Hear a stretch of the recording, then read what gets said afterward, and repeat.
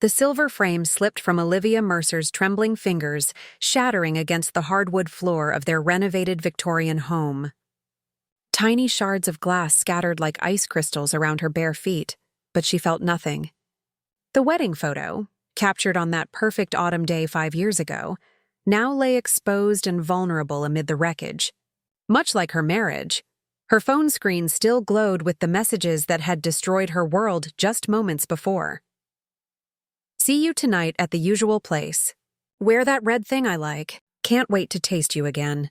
The text wasn't meant for her. It had appeared when she'd picked up Ethan's phone to silence an incoming call while he showered upstairs, preparing for what he'd claimed was just another business dinner. The notification preview had flashed across his screen before she could look away. Now standing in their meticulously designed living room, the one they'd spent countless weekends perfecting together, Olivia felt a strange calm settling over her like a funeral shroud. The shower water stopped running upstairs. In approximately 4 minutes, her husband would descend those stairs in his tailored navy suit, kiss her goodbye with the same lips that had been elsewhere, and walk out the door to meet her. Olivia's gaze drifted to the shattered wedding photo, to their smiling faces frozen in time. She slowly stepped over the glass, her decision already made. Tonight would change everything. Olivia and Ethan Mercer had been the envy of their social circle, successful, attractive, and seemingly perfect together. She'd built a thriving interior design business from scratch, transforming homes across the city with her signature blend of modern comfort and classic elegance. He'd climbed the ranks at Callaway Financial, where his charm and business acumen had recently earned him a coveted senior partnership position. They'd met at a charity gala 7 years ago, Olivia there to network with potential clients, Ethan accompanying a colleague who'd dropped out at the last minute. Their connection had been immediate and intense. Within a year, they were engaged, and by the following autumn, married at a picturesque ceremony in the Berkshires that their friends still referenced as wedding goals. "You two are disgustingly perfect," her best friend Zoe had commented just 3 weeks ago over brunch. 15 years with Derek and he still leaves his dirty socks on the bathroom floor. Meanwhile, Ethan's over there bringing you coffee in bed and planning anniversary surprises. Olivia had smiled and sipped her mimosa, saying nothing about the gnawing worry that had been growing inside her for months. The late nights at the office, the sudden password changes on his devices, the way he'd begun angling his phone away from her when typing messages, the decrease in their physical intimacy, which he attributed to work stress, the faint scent of unfamiliar perfume she'd detected on his collar 2 separate times. She'd convinced herself she was being paranoid. Ethan adored her, everyone saw it. They were building toward their shared dreams, the summer home on the lake, starting a family within the next year, establishing a legacy together. Until 3 days ago, when she'd picked up his suit jacket to take to the dry cleaners and found the receipt from Hotel Marchand in the pocket.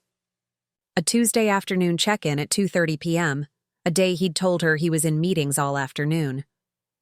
The itemized receipt included 2 glasses of champagne and a room service dessert she knew he didn't particularly care for, chocolate-covered strawberries. The universal cliché of seduction. She'd tucked the receipt back into his pocket, said nothing and begun to pay attention. The protective passcode on his phone, the extra grooming before business dinners, the unexplained charges to a florist they'd never used for their home. Now, standing amid the broken glass of their wedding photo, Olivia knew she'd been right all along. The shower had stopped. She could hear Ethan moving around in their bedroom overhead, humming some upbeat song she didn't recognize. How dare he be happy while dismantling everything they'd built? She retrieved her phone and sent a quick text to Zoe. "Need you tonight. Emergency. Can't explain now." 3 dots appeared immediately, followed by, "Whatever you need. Just say when and where." Olivia slipped her phone into her pocket as Ethan's footsteps sounded on the stairs. She quickly kicked the broken frame under the sofa and moved to the kitchen island, arranging her features into the mask of normalcy she'd perfected over recent weeks. "Hey, beautiful," Ethan said, approaching with that devastating smile that had once made her heart skip. He looked handsome in his navy suit, freshly trimmed beard, and the subtle cologne she'd gifted him last Christmas. He leaned in to kiss her cheek. "How was your day?" "Productive," she replied, sliding a glass of water toward him. The Hendersons finally approved the design concept for their lake house. "What time do you think you'll be back tonight?" "Hard to say," he said, checking his watch. The vintage Omega she'd saved for months to give him on their first anniversary. Dinner with the Westbrook clients, then drinks. You know how these things go. Don't wait up. The ease with which he lied both astonished and nauseated her. She'd once found his confidence attractive. Now she recognized it as the perfect cover for deception. "What's this dinner about again?" she asked, studying his face. "Just finalizing the details of their portfolio restructuring. Pretty boring stuff." He took a sip of water, his eyes not quite meeting hers. "Well, have fun with your boring stuff," she said, offering a smile that didn't reach her eyes. "I might call Zoe, have a girls' night in." "Good idea." He checked his phone, his expression shifting subtly. "I should head out. Traffic's going to be a nightmare." He kissed her again, this time on the lips, and she fought the urge to wipe her mouth afterward. As he walked toward the door, she called out, "Ethan?" He turned, eyebrows raised. "I love you," she said, watching closely. A flicker of something, guilt? Irritation? Passed across his features before he replied, "Love you too, babe. See you later." The door closed behind him, and Olivia waited until she heard his car start before moving to the window. She watched his silver Audi pull away, then immediately retrieved her laptop from her office. Within minutes, she had logged into their shared cell phone account, one of the few digital spaces he hadn't thought to lock her out of, and activated the location tracking feature on his phone. Then she called Zoe. "I need your car," she said when her friend answered, "and I need you to come with me to catch my husband cheating." The restaurant was exactly as pretentious as Olivia had expected. All moody lighting, abstract art, and $200 bottles of wine. Renoirs occupied the entire top floor of the prestigious Archer Building downtown, offering panoramic city views and the kind of exclusivity that required reservations weeks in advance. Unless, of course, you were Ethan Mercer, golden boy of Callaway Financial, who apparently had enough pull to secure a prime corner table on short notice. "Are you sure about this?" Zoe whispered as they sat at the bar, positioned with a clear view of Ethan's table while partially obscured by a large architectural column. "We could still leave." "You don't need to see this." Olivia took a measured sip of her martini, her eyes never leaving her husband. "I need to know exactly what I'm dealing with, Zoe, and who." She'd dressed strategically for this surveillance mission. Black blouse, dark jeans, hair pulled back in a simple ponytail, minimal makeup. Nothing like her usual polished appearance that might catch Ethan's eye if he happened to glance toward the bar. So far, he was dining alone, checking his watch periodically and scrolling through his phone. The untouched place setting opposite him awaited his companion. Olivia's stomach clenched as she imagined who might fill that chair. A colleague, a client, or something else entirely. "Maybe it really is a business dinner," Zoe offered hopefully, though her tone suggested she didn't believe it either. "Business dinners don't include texts about tasting someone or wearing red things," Olivia replied flatly, her eyes still fixed on Ethan's table. Then it happened. Ethan's face transformed as he looked toward the restaurant entrance. He stood, a genuine smile lighting his features, the kind of smile Olivia hadn't seen directed at her in months. And then she appeared. The woman was stunning. Tall and willowy with cascading auburn hair, wearing a form-fitting crimson dress that left little to the imagination. Late 20s, Olivia guessed, at least a decade younger than both her and Ethan. As the woman approached the table, Ethan leaned in, kissing her with none of the restrained affection he'd shown Olivia earlier. This was passion. Hunger. His hand lingered possessively at the small of the woman's back as he guided her to her seat. "Holy shit," Zoe breathed. "Do you recognize her?" Olivia shook her head, a strange numbness spreading through her body. Never seen her before? But as she watched them interact, the intimate way they leaned toward each other, the casual familiarity with which the woman reached across to straighten Ethan's tie, the knowing smiles they exchanged. It became painfully clear this was no new affair. They moved together like practiced dancers, anticipating each other's movements with the ease that only comes from time and intimacy. "I need to hear what they're saying," Olivia said suddenly. Standing up. "Liv, no!" Zoe grabbed her arm, but Olivia gently removed her friend's hand. "I'm not going to make a scene. I just need to get closer." She moved with deliberate casualness, taking her drink and finding a spot at a high-top table near the restrooms, close enough to Ethan's table to potentially overhear, but positioned so that her back was to them.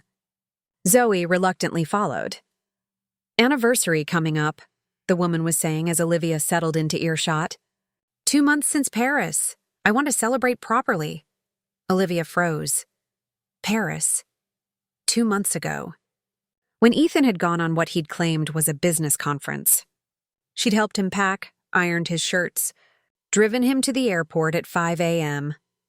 He'd brought her back a silk scarf from what he'd said was the airport gift shop. She'd worn it several times since, touched by his thoughtfulness despite his busy schedule. "We will." "Vanessa," Ethan replied, his voice warm with promise. "I've got something special planned. Just be patient a little longer." "Patient like waiting for you to finally leave her?" Vanessa's tone had an edge to it now. "It's been over a year, Ethan. You promised after your promotion." Olivia's hand tightened around her glass. A year. This had been going on for over a year, more than 20% of her marriage. "It's complicated," Ethan replied, his voice lower now. "The business connections through her family, the house, the financial entanglements, these things take time to unravel properly. And meanwhile, I'm supposed to be the secret, hidden away like something shameful," Vanessa countered. "You know you're not a secret to anyone who matters," Ethan said soothingly. "The partners' wives all adore you at the firm events. You've met my brother. It's just this one last complicated piece to resolve." "Your wife," Vanessa said flatly. "My soon-to-be ex-wife," Ethan corrected. "Once I figure out how to do this without losing everything I've built." The conversation faded into white noise as Olivia processed what she'd heard. Ethan had introduced this woman to the partners' wives, women who knew Olivia, who smiled to her face at company parties while apparently knowing her husband was unfaithful. He'd introduced Vanessa to his brother Jason, the same Jason who had called Olivia just last week to chat about hosting Thanksgiving at their house this year. Everyone knew. Everyone except her. "Liv," Zoe whispered urgently. "Your hand is bleeding." Olivia looked down to see she'd gripped her martini glass so tightly it had cracked, a thin line of blood trailing from her palm onto the pristine white tablecloth. She released the glass, accepted the napkin Zoe pressed into her hand. "I've seen enough," Olivia said, her voice strangely calm. "Let's go." As they passed Ethan's table on their way to the exit, Olivia kept her head turned away, though she doubted he would have noticed her anyway. He was entirely focused on Vanessa, laughing at something she'd said, his hand now resting intimately on hers across the table. Outside in the cool night air, Olivia took several deep breaths before turning to Zoe. "Take me home, please," she said quietly. "I have some planning to do." 3 days later, Olivia waited in the living room, perched on the edge of the sofa with a glass of wine she hadn't touched. On the coffee table before her lay a manila folder containing everything she'd discovered since that night at Renoir's. It had taken surprisingly little effort to unravel the threads of Ethan's deception, once she knew where to look. Vanessa Lowell, 28, executive assistant to Martin Calloway himself, the founder and CEO of Ethan's firm. The connection explained so much. Ethan's meteoric rise over the past year, the special treatment, the partnership that had seemed to materialize ahead of schedule. Their affair had begun approximately 14 months ago, according to the digital breadcrumbs Olivia had followed. Hotel charges, flight bookings, restaurant receipts, a pattern of Monday and Thursday late meetings that aligned perfectly with Vanessa's yoga schedule being mysteriously clear on those same evenings, according to the fitness studio app where Olivia had created a fake account to check, but The most damning evidence had come from Ethan's own cloud storage, the password. Laughably easy to guess once Olivia had tried Vanessa's birth date. There, she'd found hundreds of photos documenting their relationship. Weekend getaways, intimate dinners, and even the trip to Paris that had been no business conference at all. In one particularly painful image, Vanessa wore a familiar emerald pendant, the family heirloom. Ethan had claimed he was having cleaned as a surprise for Olivia's upcoming birthday. The front door opened precisely at 7:30 p.m. Ethan had been predictably consistent since she'd confronted him with just enough evidence to make him think she knew. Everything coming home directly after work, bringing peace offerings of flowers and her favorite takeout, trying desperately to gauge how much damage control was needed. "Hey," he said cautiously, setting his keys on the entry table. He'd loosened his tie, and his expression was a carefully constructed mask of contrite concern. "How was your day?" "Illuminating," Olivia replied, gesturing to the space beside her on the sofa. "Come sit down, Ethan. We need to talk." He approached slowly, lowering himself onto the edge of the cushion, maintaining a careful distance between them.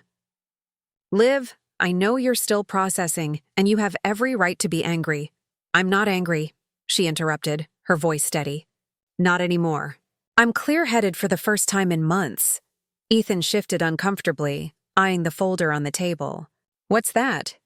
"Evidence," Olivia said simply. "Of everything." She opened the folder and began laying out documents with methodical precision. Credit card statements highlighting hotel charges, screenshots of text messages she'd recovered from their cellular account, photos printed from his cloud storage, nothing explicit but damning nonetheless. The receipt from Paris showing 2 first-class tickets purchased on their joint credit card. A timeline she'd constructed showing the progression of his affair alongside significant events in their marriage. "How did you—" Ethan began, his face draining of color as he stared at the evidence before him. "Does it matter?" Olivia asked. "What matters is that I know everything now, Ethan. Not just about Vanessa, but about your plans. How you've been systematically preparing to leave me while trying to figure out how to do it without losing, and I quote, everything you've built." Ethan's expression shifted rapidly, shock to guilt to calculation, his mind visibly working to formulate a new strategy now that his deception was fully exposed. "Olivia, it's not what you think. Please," she cut him off. "Respect me enough not to insult my intelligence with denials. I heard you both at Renoir's. I know about the Paris trip. I know she's wearing my grandmother's emerald pendant. I know she's met the partners' wives, your brother, probably your parents too. I know you've been planning to divorce me once you figured out how to do it without damaging your precious career and finances." Ethan stared at her, momentarily speechless. Then, like watching a mask being removed, his expression changed. The desperate, apologetic husband disappeared, replaced by something colder and more calculating. "Fine," he said, leaning back. "Yes, Vanessa and I have been seeing each other. It wasn't planned. It just happened, and then it became more serious than I expected. I was trying to find the right time to tell you." "The right time," Olivia repeated flatly, "after 14 months of lying to my face. After taking her to Paris on our joint credit card. After giving her family heirlooms. I made mistakes in how I handled it," Ethan conceded, his tone now professional, almost clinical. "But our marriage has been more of a business arrangement than a love match for years, Olivia. We both know that. We're excellent partners on paper, but the passion has been gone for a long time." The audacity of his revisionist history stung more than the affair itself. "That's an interesting interpretation of reality, Ethan, particularly since I have dozens of cards and letters from you over the past 2 years professing your undying love and happiness in our marriage. Should I read some aloud? Refresh your memory?" He had the decency to look uncomfortable. "People say things they don't fully mean all the time, Olivia. You're a smart woman. You must have sensed something was off." "I sensed my husband was lying to me," she replied. "I didn't realize he was also a complete stranger wearing a familiar face." Ethan sighed, glancing at his watch, a gesture so dismissive that Olivia almost laughed at the absurdity. Even now, confronted with the ruins of their marriage, he was checking the time. "So what happens now?" he asked, his tone suggesting he was preparing for a negotiation rather than a reckoning. "You want the house? Alimony? I'm prepared to be reasonable if you are." "What happens now?" Olivia said, reaching for another folder she'd kept beside the sofa. "Is that you understand exactly what your betrayal is going to cost you." She slid the second folder toward him. Unlike the first, which had contained personal evidence of his affair, this one held professional documents, internal emails, financial records, and transaction histories from Callaway Financial. "I don't understand," Ethan said, frowning as he flipped through the pages. "Where did you get these?" "It's amazing what people will share when they discover they've been lied to," Olivia replied calmly. "Did you know that Martin Callaway's wife, Rebecca, and I serve on the same charity board? We had a fascinating conversation yesterday about loyalty and trust. She was particularly interested to learn about your relationship with Vanessa, given that Martin views his assistant's position as one requiring absolute discretion and ethical conduct." Ethan's face had gone ashen. "You told Martin's wife about us?" "I didn't have to tell her much," Olivia said. She'd already suspected something, given how Vanessa suddenly started appearing as your +1 at private firm events when Martin was traveling. Rebecca is quite observant. Ethan stood abruptly, pacing the room. "Do you have any idea what you've done? My partnership is the least of your concerns right now," Olivia finished for him. "Those documents you're holding? Rebecca shared them with me after our conversation. Apparently, Martin has been conducting an internal investigation for months regarding some irregularities in client accounts you've been managing." "That's impossible," Ethan snapped. "All my accounts are in perfect order." "Except for the Westbrook portfolio," Olivia continued, watching him carefully. "The clients you claimed to be having dinner with the night I saw you with Vanessa. According to these records, you've been skimming from their investment returns, small amounts, cleverly concealed but consistent. Almost as if you were building a nest egg separate from our joint assets." "This is absurd," Ethan protested, but his voice had lost its conviction. "Those records are being misinterpreted." "Perhaps," Olivia acknowledged. "But the SEC investigators Martin contacted yesterday may have a different opinion. He felt obligated to report the discrepancies once Rebecca shared what she'd learned about your personal ethics."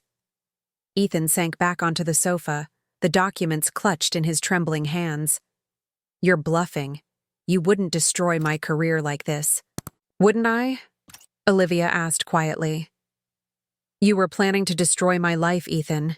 You were going to discard me like an inconvenient business asset once you figured out how to do it without financial penalty.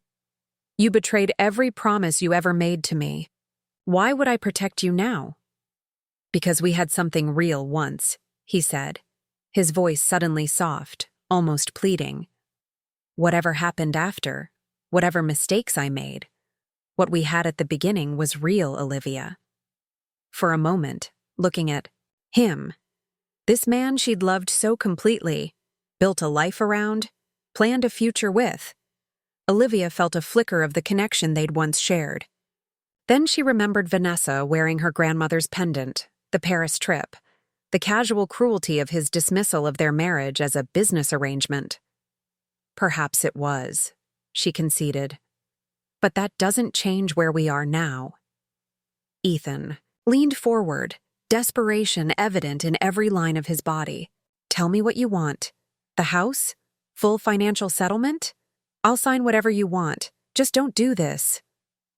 Olivia stood, smoothing her dress with steady hands. "I don't want anything from you, Ethan. Not the house, not money, not even the satisfaction of ruining you professionally. What I want is for you to experience even a fraction of the betrayal and humiliation you inflicted on me." She walked to the entryway closet and returned with a small suitcase. "I've packed some essentials for you. You have 30 minutes to collect anything else you need. After that, my lawyer will contact you regarding divorce proceedings." And the SEC investigation? He asked, his voice hollow. We'll proceed regardless of what happens between us, Olivia replied. That's beyond my control now. Martin made his decision as CEO of Callaway Financial not as a favor to me. You've thought of everything, haven't you? Ethan said bitterly. I learned from the best, Olivia replied. You taught me that appearances can hide the darkest truths. That lesson, at least, I won't forget. As Ethan climbed the stairs to gather his belongings, Olivia returned to the sofa and finally took a sip of her untouched wine. The house felt different already, lighter somehow, despite the weight of everything that had transpired. Through the window, she could see the first stars appearing in the evening sky. By morning, her life would be irrevocably changed. But for the first time in months, the future didn't terrify her. It was hers alone to shape now. 6 months later, the terrace of Café Lumière offered a perfect view of the Seine as it flowed past the historic buildings of Paris, golden in the late afternoon sunlight. Olivia adjusted her sunglasses and smiled at the waiter who delivered her espresso, thanking him in careful French that had improved significantly during her extended stay in the city. Is this seat taken? A familiar voice asked in English. Olivia looked up to see Zoe standing beside the empty chair, grinning broadly despite obvious jet lag. It is now, Olivia replied, standing to embrace her friend. How was your flight? Long, cramped, and completely worth it, Zoe said, settling into the chair and signaling for the waiter. Look at you. You're glowing. Paris agrees with you. Paris agrees with everyone, Olivia laughed. That's its whole thing. They ordered drinks and pastries, falling into the easy conversation of longtime friends, as Zoe caught Olivia up on gossip from home. Only after their second round of coffees did Zoe broach the subject they'd both been avoiding. So, she said carefully, have you heard anything? Olivia nodded, stirring a spoonful of sugar into her cup. The sentencing was yesterday. 18 months in a minimum security facility, plus restitution of all misappropriated funds. His lawyer thinks he'll serve about a year with good behavior. And Vanessa? Immunity in exchange for testimony. Apparently, she had documented everything. Texts, emails, recordings of conversations where he discussed the scheme. She claimed she didn't understand the financial implications at first, and once she did, she was afraid of losing her job if she reported him. Zoe snorted. Convenient. So she gets off clean while he goes to prison? Not entirely clean, Olivia said, a small smile playing at her lips. Martin Callaway fired her, of course, and according to Rebecca, Vanessa's name has become rather toxic in financial circles. Last I heard, she was moving back to Ohio to reassess her career options. Karma's a bitch, Zoe observed, raising her cup in a mock toast. Indeed, Olivia agreed. Though I take no pleasure in Ethan's downfall. That was his own doing. All I did was refuse to be his victim or his accomplice. They sat in comfortable silence for a moment, watching tourists and locals pass by on the busy street below. Are you ever coming home? Zoe asked finally, the question gentle but direct. I am home, Olivia replied, gesturing to the view before them. At least for now. The decision to move to Paris had come unexpectedly. After finalizing the sale of the house, splitting the proceeds with Ethan as agreed in their surprisingly uncomplicated divorce, Olivia had planned a 2-week trip to clear her head. 2 weeks had become a month, then 3, and now she found herself with a 6-month lease on a charming apartment in the 7th arrondissement and a growing roster of European clients eager for her design expertise. Besides, she continued, the studio is doing better than ever with this international expansion. Natalie is handling our domestic clients brilliantly. I never would have discovered this market if your ex-husband hadn't been a cheating, embezzling asshole, Zoe finished for her. Olivia laughed. I was going to say, if circumstances hadn't forced me to reimagine my life. But your version works too. From her handbag, Olivia retrieved a small velvet box and placed it on the table between them. "What's this?" Zoe asked. "Open it." Inside lay the emerald pendant, her grandmother's heirloom that Ethan had given to Vanessa. "How did you get this back?" Zoe gasped. "Rebecca Calloway," Olivia explained. After Ethan's arrest, the FBI seized various assets, including gifts he'd given Vanessa. Rebecca recognized it from my description and made sure it was returned to me once the investigation concluded. "Are you going to wear it again?" Zoe asked cautiously. Olivia shook her head. "It's yours now. Grandmother would have wanted you to have it. You were always her favorite honorary granddaughter." "Liv, I can't." "You can, and you will," Olivia insisted, closing Zoe's fingers around the box. "It's just a thing, Zoe. Beautiful, valuable, but still just a thing.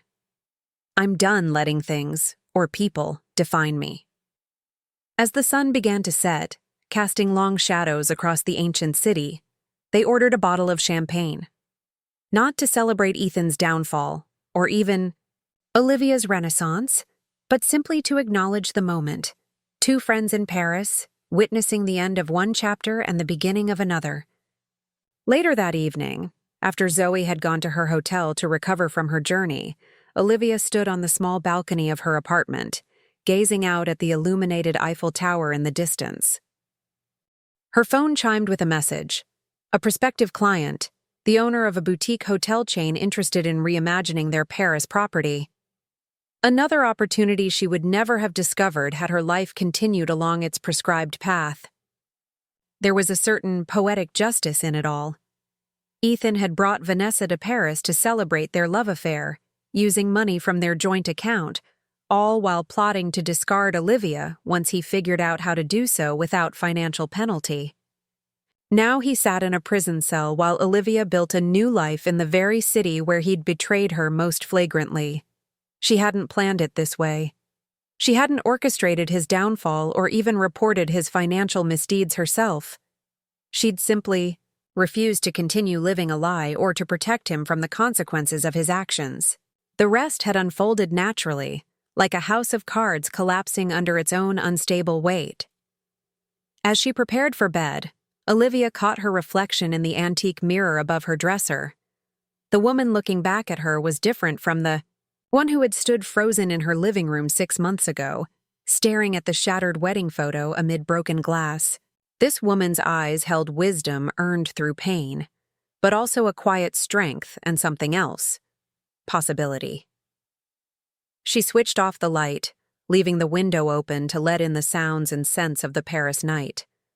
Tomorrow would bring new clients, new designs, new experiences. The lessons Ethan had taught her, about betrayal, about resilience, about the capacity to begin again, would always be part of her story. But they would never again be the whole story. That night, Olivia Mercer slept peacefully in a city an ocean away from the life she had once believed was perfect. And in her dreams she built beautiful new spaces, both in the world and within herself, that no one could ever take away.